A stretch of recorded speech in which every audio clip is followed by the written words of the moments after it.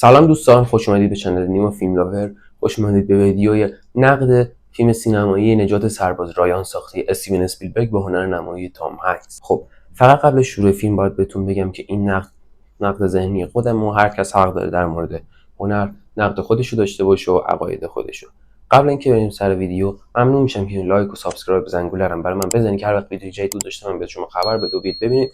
از منم یه حمایتی کرده باشید بابت اینکه دارم کارا رو روز به روز پیشرفت میکنم، نان استاپ دارم در واقع کار میکنم. و بریم برای نقد. خب اولین چیزی که از نجات سرباز رایان به دستتون میرسه چیه؟ خب اینکه میخوان یک کسی رو به نام سرباز رایان نجات بدن. این یک هدف توی فیلم هستش که آقای استیون اسپیلبرگ به ما نشون میده، ولی این هدف اصلی نیست. هر کدوم از شخصیت‌ها از نظر من هدف خودشونو داشته. مثلا کاپیتان میلر خودش هدفش این بود که بتونه برگرده پیش زنش و توی زندگی خوبی با همسرش ادامه بده. مثلا یکی دیگه از سربازا قصد داشت همین نازی‌ها رو بکشه، یکی قصد داشت برگرده پیش مادرش، یکی قصد داشت به زندگیش ادامه بده و قصدها و اهداف فاوت مثل کار خوب و ادامه دادن و انجام یک کار درست. البته این فیلم تمام مفاهیمش به اینجا ختم نمیشه و مفاهیم زیادی داره که من سعی می‌کنم تو این ویدیو اکثریتش رو بهتون بگم. چیز جالب در مورد این فیلم این بود که همه شخصیت‌های خشن، همه کسانی که اتفاقا توی کشتن خیلی حرفه‌ای بودن، ممکن بود داستان شیرین و داستان زندگی نرمالی رو در پشت داشته باشن و سختی‌های زندگی و جنگ اونا رو به همچین موجودی تبدیل کرده بود که نمونه بارزش خود کاپیتان میلر هستش که زندگی نرمالی مثل یک معلم در واقع داشته، معلم زبان بوده، دیکته میگفته و اینجور چیزها، که توی جنگ تبدیل به یک کاپیتان میشه، آدمای زیادی رو میکشه، جون آدمای زیادی رو نجات میده و از کشورش دفاع میکنه. مفاهیمی مثل کشور دوستی، وطن دوستی، نودوستی، انسان بودن و جنگ و خشونت هم توی این فیلم به چشم میخوره که با فیلمبرداری فوق‌العاده حتی توی آب و خشکی، تو صحنات سخت و واقعی به شما نشون میده که چه فاجعات هولناکی تو طول جنگ اتفاق میافتاده و شما از دیدن این فیلم لذت هم میبرید.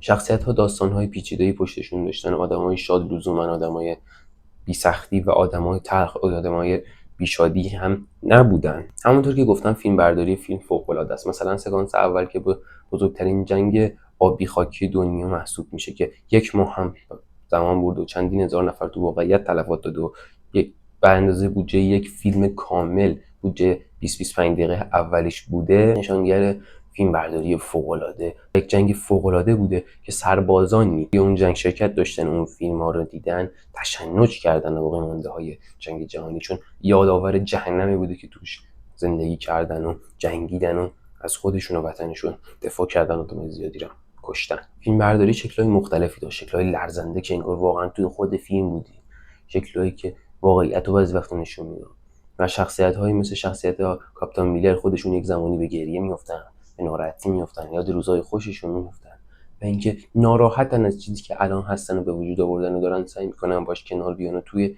طول این راه جوابهای زندگیشون رو میگیرن. این واقعه میگن واقعی ترین فیلم در مورد جنگ جهانی دوم بود و به شدت صحنات حتی قبل از اینکه من خبر تشنج و بقیه چیزا رو بشنوم برام با اینجوری بود که وای چقدر واقعی و چقدر درست حسابی ضبط شده، چقدر صحنات جلوه‌های ویژه و خشونت‌ها رو درست نشون میدن و این تراژدی که افراد زیادی سر هدفشون معنای واقعی جنگ جهانی دوم رو به شما نشون میده. و جالبه که موزیک این فیلم هم موزیک به شدت جالب و تمیز و قشنگی بود که صحنات پرنور، صحنات زیبا و وقتی که گل‌آلود میشن با حضور سربازا و خون و اسلحه و جنگ، موزیک فوق‌العاده‌ای بود و بهت انرژی عجیبی رو میده. صحنات زیبایی توی فیلم داشتیم که با حضور سربازا نشون میداد که کم کم تار و تیره میشن و طبیعت تبدیل به جنگ بزرگ میشه. این قسمتش دیگه خطر اسپویل داره چون در آخر فیلم میخوام بگم که کاپیتان میلر هم میمیره در راه هدفش. و چیز جالبی دیگه در مورد این فیلم این بود که سرباز رایان وقتی که پیر میشه تو سکانس اول فیلم نشون داده میشه و دوباره توی سکانس آخر نشون داده میشه، از همسرش میپرسه آیا من درست زندگی کردم؟ بگو که آدم خوبی بودم. به خاطر اینکه سرباز رو کاپیتان میلر قبل از مرگش بهش گفته تو شایسته ای و اون میخواد بدونه که اون همه آدم که جونشون رو به خاطر اون از دست دادن واقعا حق داشتن و اونو خوب نجات دادن.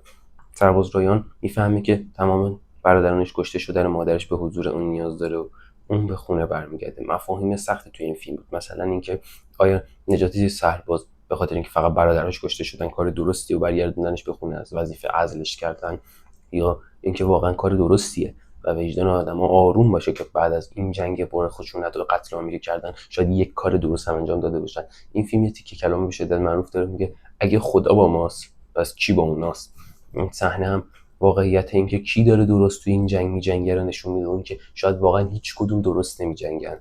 صحنه تکان دهنده بود. خب رسیدیم به آخر ویدیو. ممنون که تا اینجا با ما بودید. ممنون میشم که از ما حمایت میکنید، لایک میکنید، سابسکرایب میکنید، زنگوله رو میزنید که راه طولانی داریم. ما هر روز داریم سعی میکنیم کیفیت ویدیو رو بالا ببریم. ممنون که خدا نگهدار.